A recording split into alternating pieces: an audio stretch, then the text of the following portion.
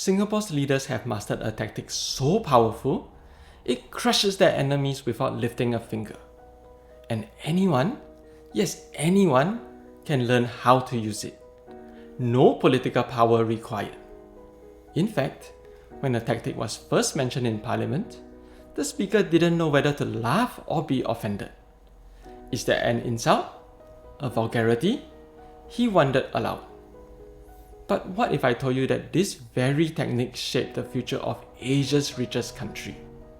Today, I'm going to show you exactly what it is and how you can use it to gain the upper hand, whether in business, politics, or even your personal life. That tactic is called Zugzwang. If you can put your opponent in Zugzwang, any move they make will only dig them deeper into a hole.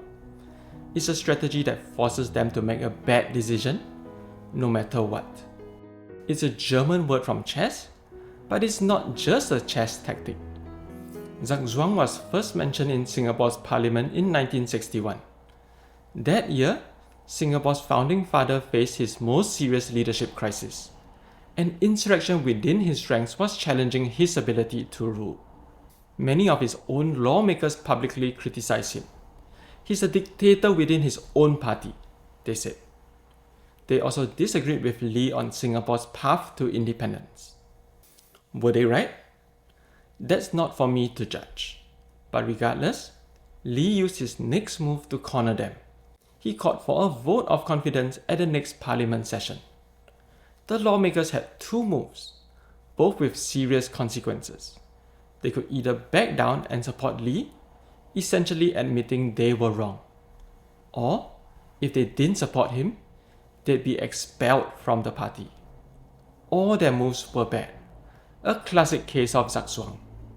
Lee's opponents chose the second option, defying him and refusing to back down. That decision, though, would come at a steep price. Their political careers were now on the line.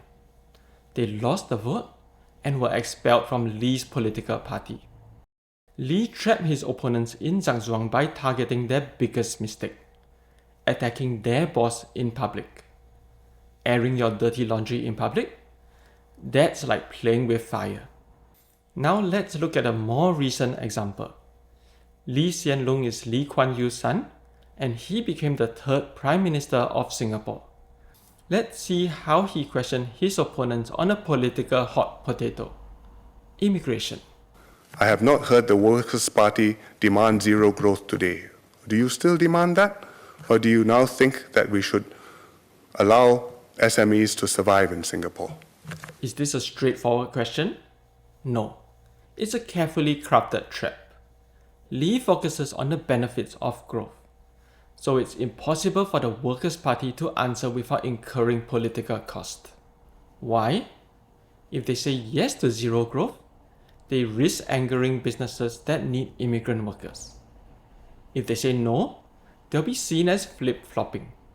This is the second way of placing your opponent in Zugzwang, highlighting the negatives of their actions. Now let's see how the Workers' Party responded. We have said our piece, but we have to respect the decision of the government to move on. But our message has got across.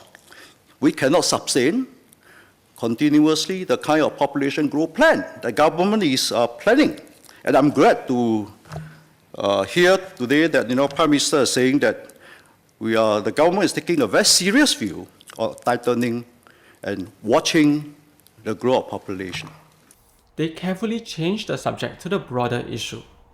But notice, they didn't directly counter Lee's claim that zero growth would hurt businesses. And Lee didn't let them off the hook.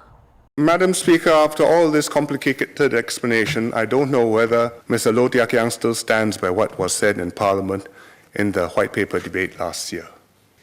Because if he really does, after all the explanation, he should say, we have too many foreign workers now, send home 70,000. Then we will know where he stands. Boom. Once again, Lee traps them. By reframing the issue in a more extreme light, sending home 70,000 workers, he forces the Workers' Party into an even worse position. Now they are caught in Zugzwang again. And how did Singapore's leaders learn of this tactic? Zugzwang comes from chess, and Lee Kuan Yew liked chess. In fact, Lee Kuan Yew taught his younger brother chess, and they played many games during the war. Finance Minister Goh Keng Swee also played chess. He boasted multiple times in Parliament that his opponents were in Zugzwang. And here's the best way of placing people into Zugzwang. Ask a question where the answer is so obvious that if the answerer gives any other answer, their credibility will be affected. In 1988, the government introduced a new idea. Election candidates should run as teams, with at least one team member from a minority race. The government argued that Malay candidates were at a disadvantage. The opposition called it a sham. They said, the real purpose is to make it harder for us to win. We have less resources than the government, and so it's harder for us to build strong teams. To back up their position, the government showed several maps. Initially, Malay candidates ran for election in areas with Malay majorities. And they won. But as Singapore urbanized, the Malay population spread out over the island.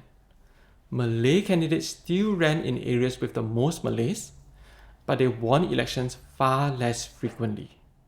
What is your interpretation of the various maps which you have been looking at? With the resettlement and the drop in the Malay population, it would appear that the Malay candidates stand lesser chance in the non-Malay constituencies. You have stated very clearly that there's no evidence of race playing a part in politics. I'm trying to prove to you that race is a primeval force. You may disagree on the percentage of weightage before the voter decides on the candidate. But from the choice of the candidates themselves, doesn't it tell us something? That racial composition of a constituency plays a part in Yes. where the candidates want to stand. Yes. I think there's no denial in this respect. Does Mr. Chiam agree with Mr. Ling? Do you agree with Mr. Ling? Yes, race Thank you. is a factor to be considered in elections. Yes. And so the opposition conceded a key point in the debate. Race affected how Singaporeans voted. Now, the debate shifted to how to address the issue, not whether there was a problem at all. When used honestly, Zugzwang can help you shape the world for the better. The key is to focus on the problem at hand, rather than just your opponent. Who knows? Your opponent might be so impressed by your approach, they could become your ally, or at the very least, a constructive critic. Let's use this strategy to create a world where we all succeed together. Thanks for watching.